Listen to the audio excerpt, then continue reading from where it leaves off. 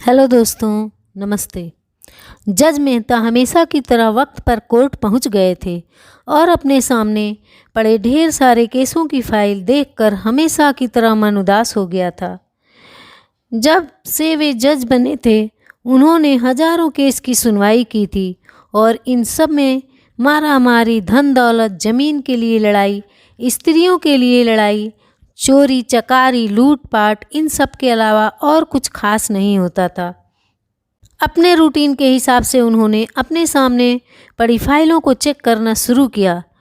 दूसरी फाइल उन्होंने उठाई ही थी और उस पर उनकी नज़रें टिक गईं। उन्हें यह केस बाकी सबसे अलग और ख़ास लगा। उन्होंने इस फाइल को पूरा पढ़ डाला। यह केस एक छोटे भाई ने अपने बड़े भाई पर किया था और केस करने का कारण था माँ की कस्टडी पाना। मेहता जी ने सबसे पहले इसी केस की कार्रवाई करने का फैसला किया। कोर्ट में सब हाजिर हो गए। जज ने सबसे पहले छोटे भाई को अपनी बात रखने का मौका दिया। छोटे भाई ने कहा, जज साहब, मेरी उम्र 50 वर्ष है और मेरे बड़े भैया की उम्र 60 वर्ष है। हमारी माँ, जो 90 साल की हैं, वह बड़े भाई के साथ ही रहती हैं, लेकिन अब मैं चाहता हूँ कि माँ का बाकी के बचे वर्ष मेरे साथ रहकर बिताएं। माँ की सेवा करने का मौका अब मुझे मिलना चाहिए। मैंने बड़े भैया को काफ़ी समझाया कि अब आपकी उम्र भी हो चली है, अब आपकी सेहत भी अच्छी नहीं रहती और आप दिल के मरीज भी हैं। मैं अभी स्वस्थ हूँ, इसलिए बेहतर यही होगा कि माँ की सेवा करने का मौका अब मुझे दिया जाए। वैसे भी माँ पिछले 40 सालों से उनके साथ ही तो रह रही हैं। क्या मेरा हक नहीं बनता कि माँ मेरे साथ भी रहे? लेकिन बड़े भैया हैं कि इस बात को मानने के लिए राजी नहीं हैं, इसलिए मजबूरी में मुझे उन पर केस करना पड़ा। आज बड़े भाई की अपनी बात रखने की बारी थी। बड़े भाई ने कहा, यह बात सच है कि मेरी उम्र 60 साल है। यह बात भी सच है कि अब मेरी सेहत पहले जैसे नहीं रहती, लेकिन उतना ही सच यह भी है कि मैं सिर्फ जिंदा रह पा रहा हूँ तो इसलिए क्योंकि मेरी माँ मेरे पास है।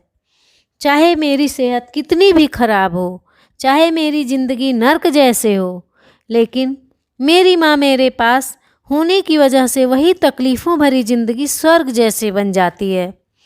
जज साहब, आप ही बताइए, मैं माँ को अपने से दूर कैसे होने दे सकता हूँ?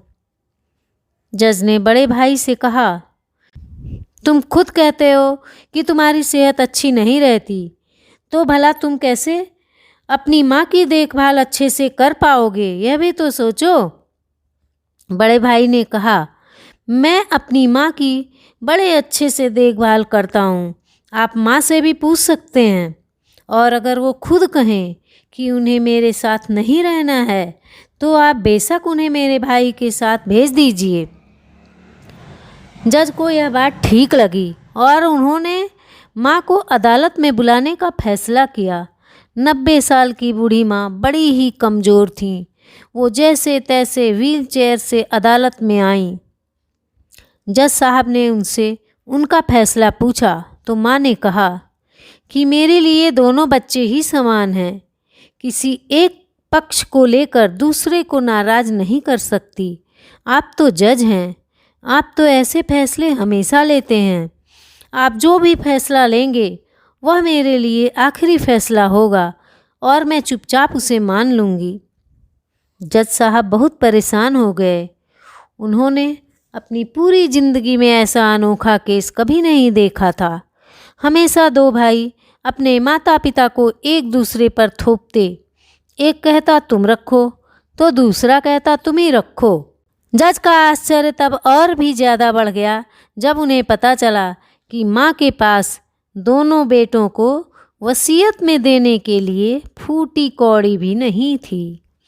बड़े सोचने विचारने के बाद जज ने फैसला किया कि माँ को अब छोटे भाई को सौंप देना चाहिए। ये फैसला सुनते ही बड़ा भाई वहीं ज़मीन पर बैठ पड़ा और फूट फूट कर रो पड़ा। उसे रोता देख कोर्ट में हाजिर सभी के साथ जज की भी आंखों से आंसू बह निकले।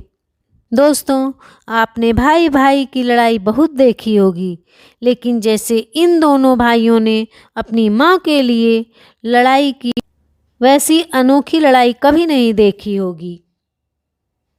इन दोनों भाइयों से हमें सीखना चाहिए कि अपने माँ बाप का कर्ज कैसे उतारा जाए और माँ बाप की सेवा कैसे निस्वार्थ भाव से की जाती है। धन्यवाद।